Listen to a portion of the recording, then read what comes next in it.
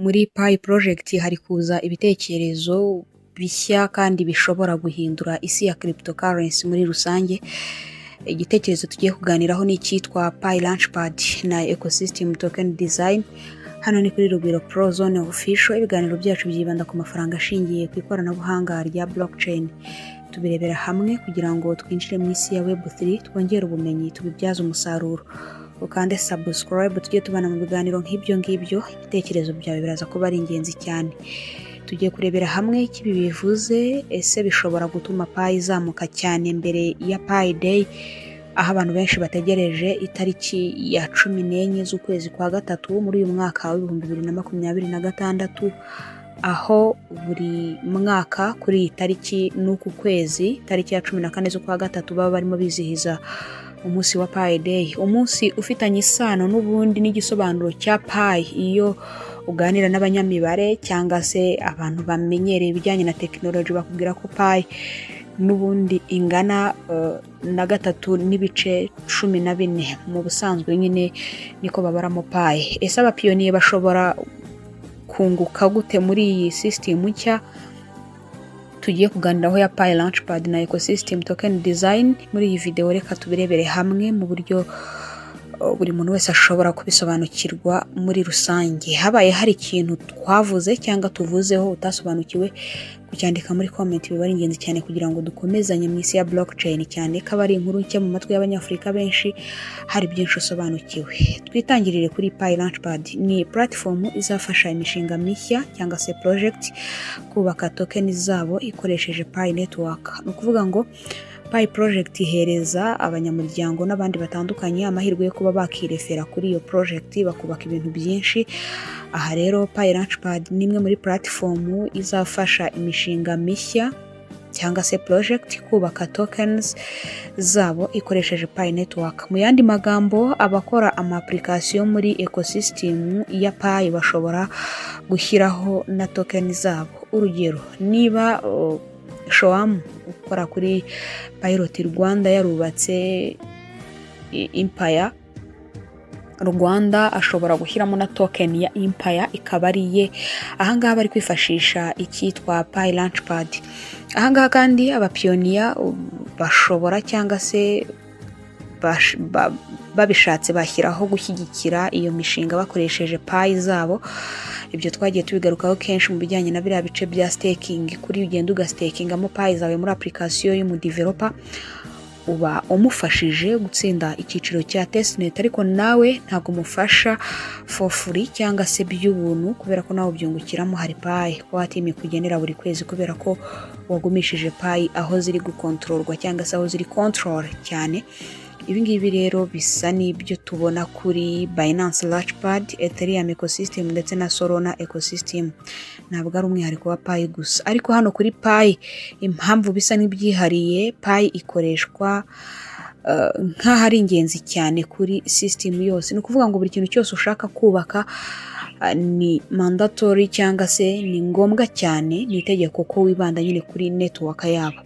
Ibi ngibi rero bishobora gutuma Pi iba currency ikoreshwa muri ecosystem yose nta nkomyi. Aha kandi abanyamuryango bakarushaho kunguka. Twihuta, reka turebere hamwe uko iyi Pi Launchpad ikora.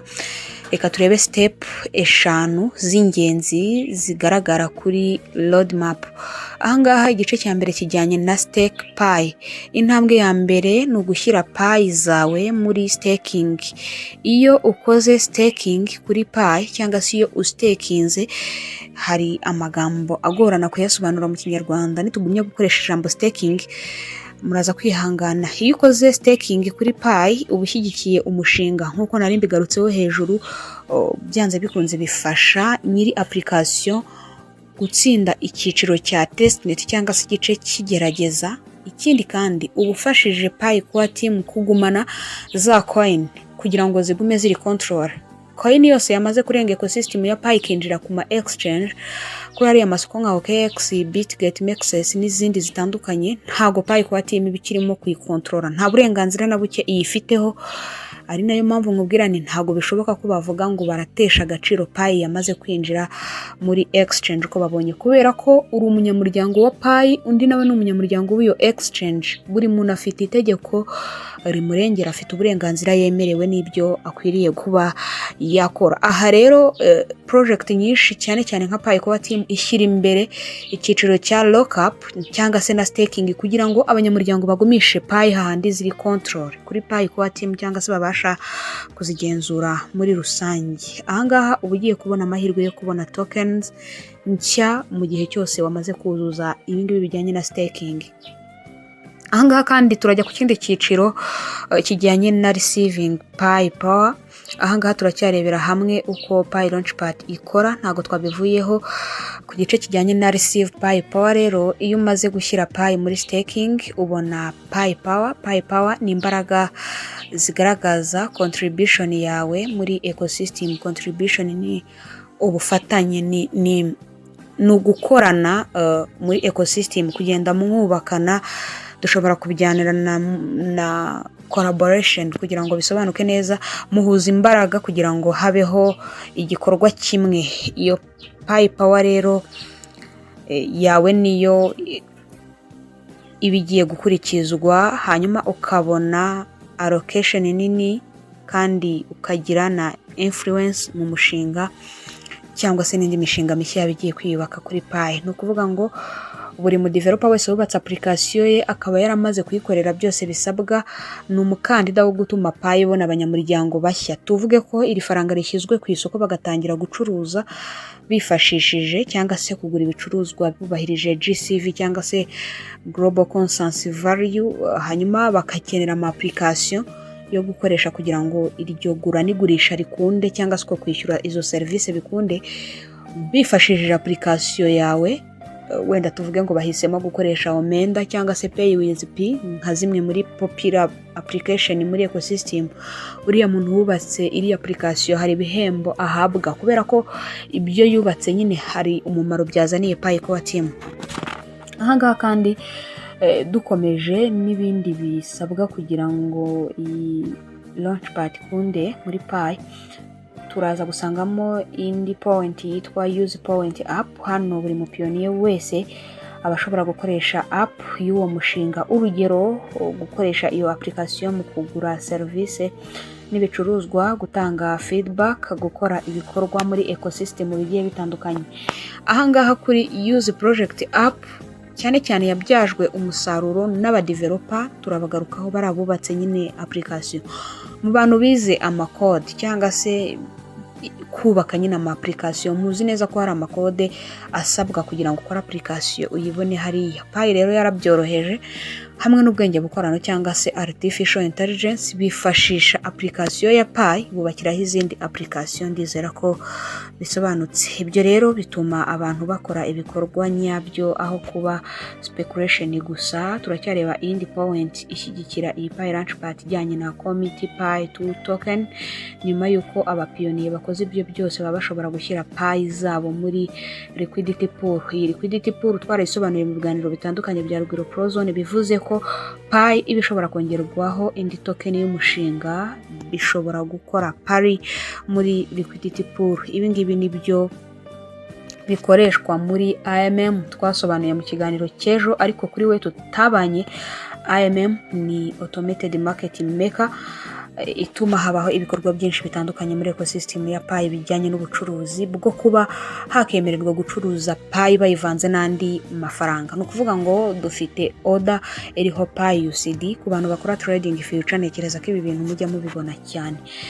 Indi step rero ya nyuma ni ETH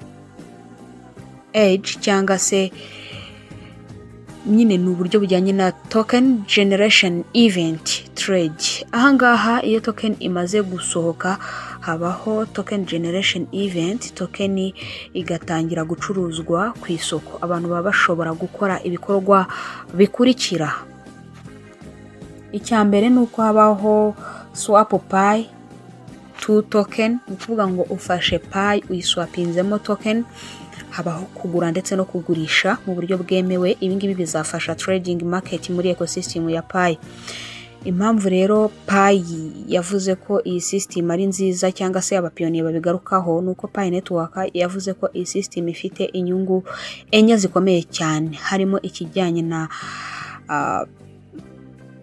permanent liquidity cyangwa se uburyo buhoraho bw'amafaranga aba locked muri liquidity pool. Ibi bituma isoko ridahita rivaho burundu. Iyo habuzeho liquidity muri project ariyo yose ya blockchain, uwo mushinga barawusiba. Niyo mpamvu uzumva ku ma exchange agiye atandukanye mubarizwaho bababwira bati nyamuneka umuntu waba ufite amafaranga muri iyi coin runaka nayabikuze vuba cyangwa yahindure mwandi, kubera ko turenda gukora delisting cyangwa se turenda kuyikura ku rutonde rwa token twacuruzaga cyangwa se coin muri rusange.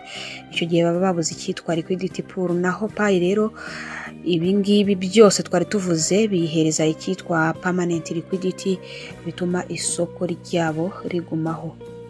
Token nizizahabwa abantu bake gusa, ahubwo abakoresha ecosystem nibo bahabwa amahirwe menshi. Uko ukoresha ecosystem cyane nibyo bizagena token ushobora kwakira. Aha kandi tukomeza kurebera hamwe ikijyanye na no lag pool. Muri crypto hari ikibazo cya lag pool, ariko muri iyi design liquidity irafungwa, system igakorwa mu mucyo. Aha kandi dushobora kurebera hamwe ikijyanye na utility and reward. Token ntabwo ari speculation gusa, zizakoreshwa muri application, service n'ibikorwa bya ecosystem bigiye bitandukanye. Ushobora kwibaza uti ese ibi bishobora kuzamura Pi ku giciro, aho abanyamuryango ba Pi cyangwa se abari muri Pi community hirya no hino bakomeje kwinubira igiciro cy'iri faranga. Ahangaha nakubwira ntiyo ecosystem ya Pi imaze gukora ibisabwa byose kugira ngo umushinga ubeho, application ziriyongera cyane. Mwabonye ko aba developer bari mu bantu bakoze akazi gakomeye cyane mu mwaka twashoje w'ibihumbi 2025. Token rero mu gihe aba developer bahari zigomba kwiyongera, maze liquidity nayo ikiyongera, bityo Pi ikaba strong project. Ibi byose rero bishobora kongera demand ya Pi. Iyo demand yiyongereye rero mu bijyanye n'ubumenyi bw'isoko, n'igiciro gishobora kuzamuka cyane. Niyo mpamvu bamwe batekereza ko Pi ishobora gukora cyangwa se kwinjira mu gice kijyanye na ATH nshya mbere ya Pi Day cyangwa se mbere y'itariki 14. Ariko icy'ingenzi nuko community igomba kubigiramo uruhare. Ntabwo ari Pi ko team izabyubaka, ahubwo birareba buri munyamuryango wese ukoresha iyi project ya Pi. Dusoza nakubwira nti twagarukaga kuri Pi Launchpad, aho ishobora kuba intambwe ikomeye cyane muri ecosystem ya Pi. Niba iyi gahunda ikomeje kandi igakora neza, dApps ziziyongera, trading izafunguka ndetse na ecosystem ikure. Ese nawe niko ubibona? Ubitekerezaho iki? Ese ubona Pi Launchpad ishobora guhindura crypto system muri rusange? Uraza kuduha igitekerezo cyawe muri comment. Nakubwira niba ukunda ibiganiro tugutegurira umunsi ku wundi, uze gukanda subscribe, ufungure n'inzogera tujye tubana mu biganiro nk'ibyo ngibyo mu bihe bitandukanye. Ndagushimiye we tugeranye kuri uyu munota, uze kuza kwinjira muri group yacu aho tugumya gutambutsa ibiganiro bitandukanye ndetse n'amakuru ya crypto muri rusange. Ni buri munsi ku isaha ya 12:05 za mu gitondo n'isaha y'isa 11:05 z'umugoroba. Wakoze cyane kutwumva. Imana ikurinde naho ubutaha.